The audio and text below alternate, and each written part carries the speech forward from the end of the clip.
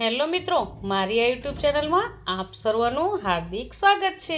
આજે આપણે ધોરણ 3 ભાગ 3 સ્વાધ્યાયન પોથી અને વિષય ગુજરાતી એકમ 8 તેનું નામ છે કીડી હશે કે હાથી હશે તેનું સંપૂર્ણ સોલ્યુશન આજે જોઈશું। પ્રશ્ન 1, નીચેના પ્રાણીઓ ક્યાં સંતાય તો તેમનો થપ્પો થઈ જાય એ શોધી જોડકા જોડો।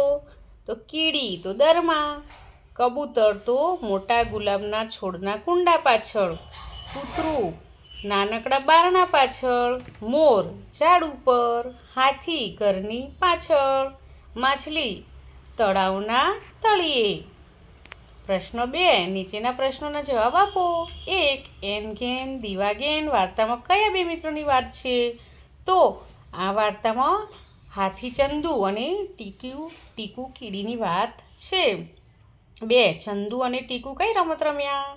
તો ચંદુ અને ટીકુ થપ્પોની રમત રમ્યા। 3, ટીકુ ક્યાં સંતાઈ હતી જેથી ચંદુ તેને પકડી ન શક્યો?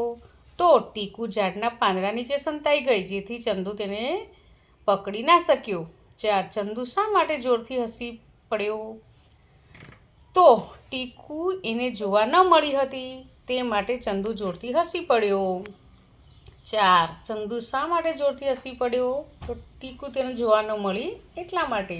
5, ચંદુ અને ટીકુ થપ્પો રમતા ત્યારે દાવ દેતી વખતે શું બોલતા? 1, 2, 3, 4, 5, 6 એમ બોલતા, એન ઘેન દીવા ઘેન બોલતા। પ્રશ્ન 3, નીચે લીટી કરેલ અક્ષર પરથી ઉદાહરણ મુજબ શબ્દો બનાવો। તો ઉદાહરણ છે આશ્રમ તો શ્રવણ, શ્રાવણ, શ્રમિક। તો અહીં આપ્યો છે શબ્દ પૂછ અને તુછ, તો એના પરથી બનાવે છે કુછ, લુછ અને કુછ। 2, વિશ્વાસ, તો એના પરથી શબ્દો છે શ્વાન, શ્વાસ, સ્વર। પ્રશ્ન 4, વરસાદ આવે ત્યારે આકાશ કેવું હોય તેના વિશે 3 થી 4 વાક્યો લખો। તો વરસાદ આવે ત્યારે આકાશમાં કાળા ડિબાંગ વાદળો હોય છે, મેઘ ગર્જના કરે છે, જોરદાર વરસાદ વરસે છે, આકાશમાં વીજળી ચમકે છે। પ્રશ્ન 5, વાક્ય સાચું બનાવી ફરીથી લખો। ઉદાહરણ છે હું અત્યારે ગુજરાતી ભણું હતો, તો હતોની જગ્યાએ કાઉન્સમાં છું અને હોઈશ તો શું આવશે? હું અત્યારે ગુજરાતી ભણું છું।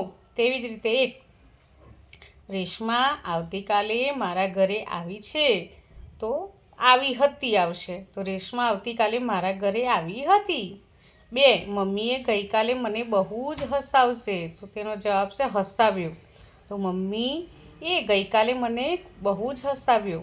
3, કુંજ અને ખ્યાતિ દરરોજ નિશાળે આવી ગયા, તો તેનો જવાબ આવે છે આવશે, તો કુંજ અને ખ્યાતિ દરરોજ નિશાળે આવે છે।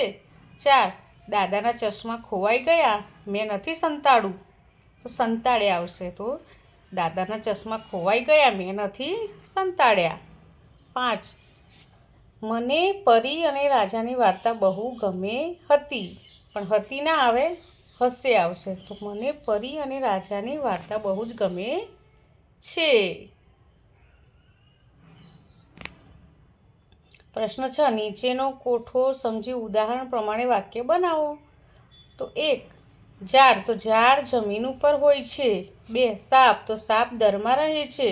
3, વિમાન, તો વિમાન આકાશમાં જોવા મળે છે। 4, ચકલી, ચકલીનો માળો ઝાડ ઉપર હોય છે। 5, શિક્ષક, તો શિક્ષક નિશાળમાં હોય છે। તો અહીં આપણો આ વિડીયો પૂરો થાય છે। તો મિત્રો, તમને આ વિડીયો ગમ્યો હોય તો લાઈક, શેર અને સબસ્ક્રાઈબ ચોક્કસથી કરજો। બાય।